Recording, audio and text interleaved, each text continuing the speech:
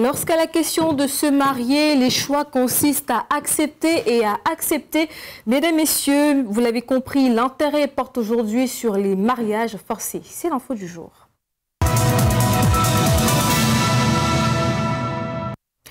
Welcome to Global TV and you're watching l'info du jour. Marriages continue to be a critical issue affecting many women around the world, leading to a life of hardship and despair. Joy Ngong shares the story of a woman trapped in the forced marriage in this report. Forced marriages strip away the rights and freedoms of countless women. Today, we bring you the story of a young girl who found herself in a marriage she never chose. She was only 15 when her life took a dramatic turn. After the death of her father, her uncle sent her to get married, leaving her with no choice.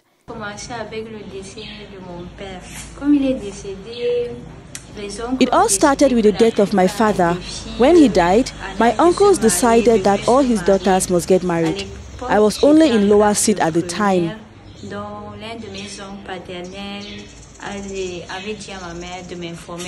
One of my paternal uncles told my mother that his friend wanted a wife, and I fit the profile.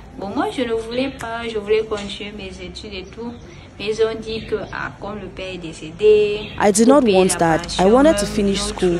But they told me that since Daddy is dead, there is no means to pay my school fees and the expenses were too much. So the girls must get married and the boys must go hustle in the market. Living in a marriage she never chose, she initially faced many struggles.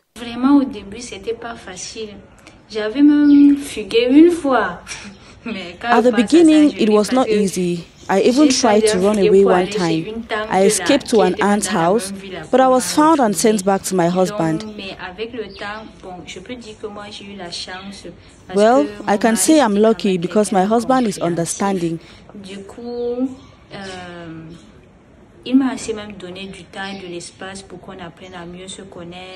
And gave us time to know each other. We have a son now, and I'm in the university. While her situation has improved, the practice of forced marriages remains a severe human rights violation that needs urgent attention. Its consequences are far-reaching and devastating. Women and girls often face lack of education and personal development, emotional and psychological trauma, a higher risk of domestic violence and health complications. These impacts not only affect the individuals involved, but also have broader societal implications, perpetuating cycles of poverty and inequality. Le phénomène de mariage forcé est encore d'actualité malgré les mesures répressives prévues par les législations du monde. Des peines lourdes de prison pour ces faits ne dissuadent pas encore les acteurs de ces forfaits aveuglés tant par des superstitions que par des fanatismes religieux. C'est ce que nous dit Colin Pécatal. 2 femmes sur 3 dans le monde sont mariées contre leur gré. D'autres chiffres sont indicateurs de ce que parmi elles, 7 sur 10 sont âgés de moins de 18 ans, ce qui est aux antipodes de la Déclaration universelle des droits de l'homme dans son article 16. 111 pays, membres de l'Organisation des Nations Unies, célébreront le 15e anniversaire de la Déclaration universelle des droits de l'homme.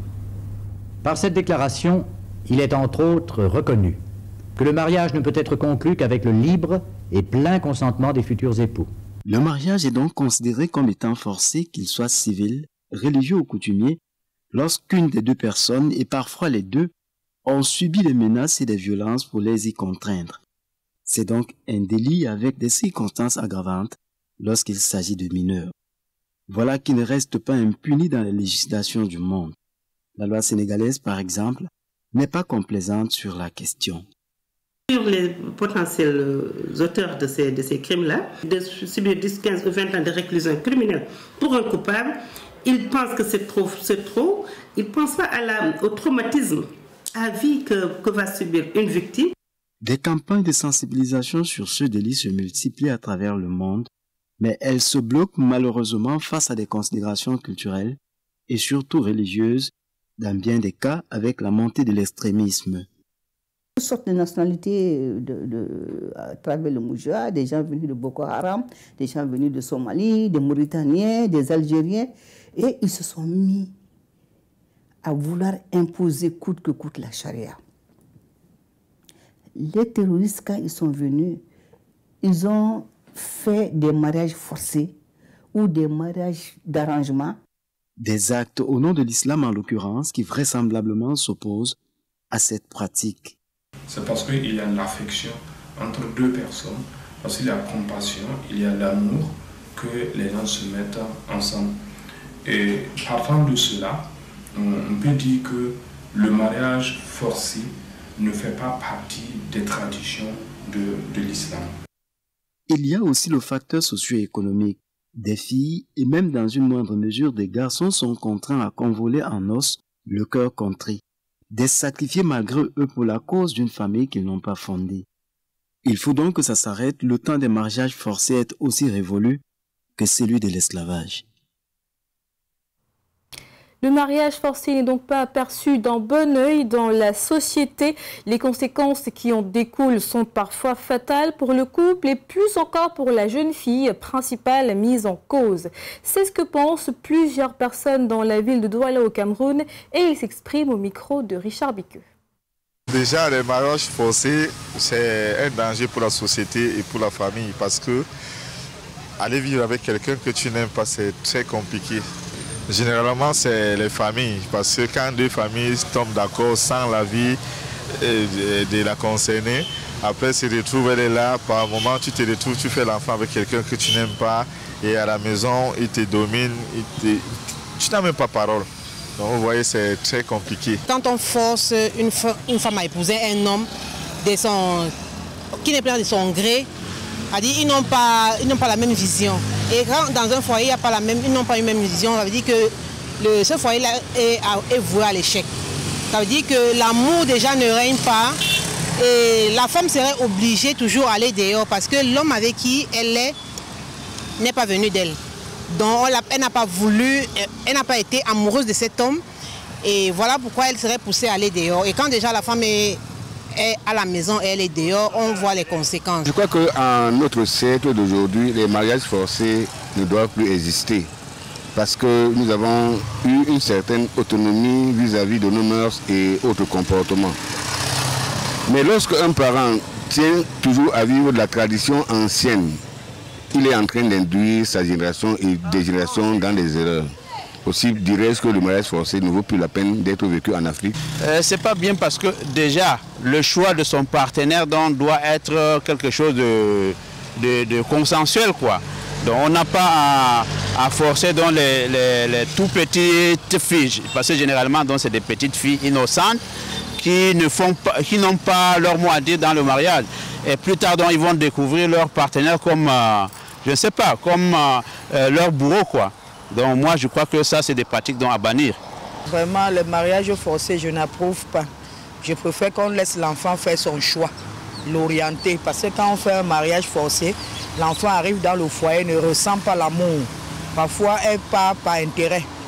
Et quand elle retrouve le bonheur dehors, elle commence à être infidèle. Elle ne peut pas supporter le mariage comme celle qui est partie par amour. Elle ne peut pas supporter. Bon, elle peut commencer un mariage, le monsieur est bien important et quelques semaines après le monsieur tombe malade, elle ne peut pas supporter parce qu'elle n'a pas aimé ce monsieur-là intérieurement.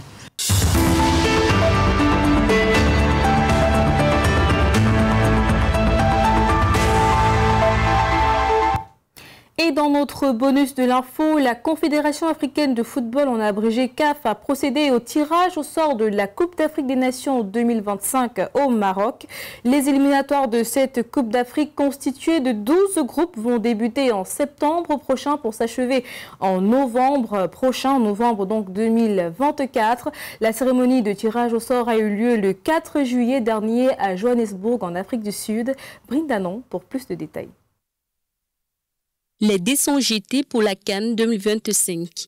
Annoncé par la Confédération africaine de football CAF, le tirage au sort des éliminatoires CAN 2025 a eu lieu le 4 juillet 2024 à Johannesburg, en Afrique du Sud.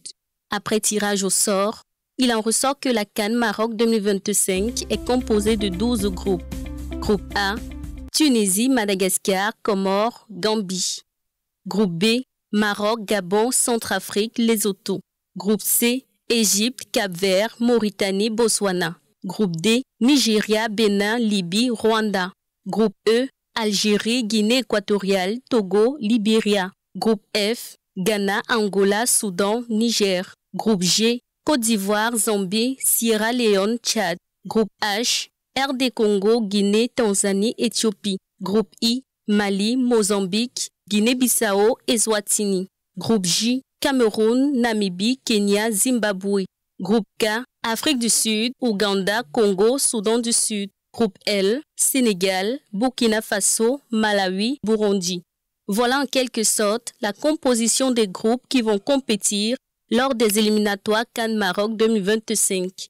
À noter que ces éliminatoires débuteront en septembre prochain et s'achèveront en novembre 2024. Quant à la CAN Maroc 2025 proprement dite, elle se tiendra du 21 décembre 2025 au 18 janvier 2026. Rappelons que le Maroc, pays organisateur, va accueillir la Coupe d'Afrique des Nations pour la deuxième fois de son histoire. La première a eu lieu en 1988, soit 36 ans de cela.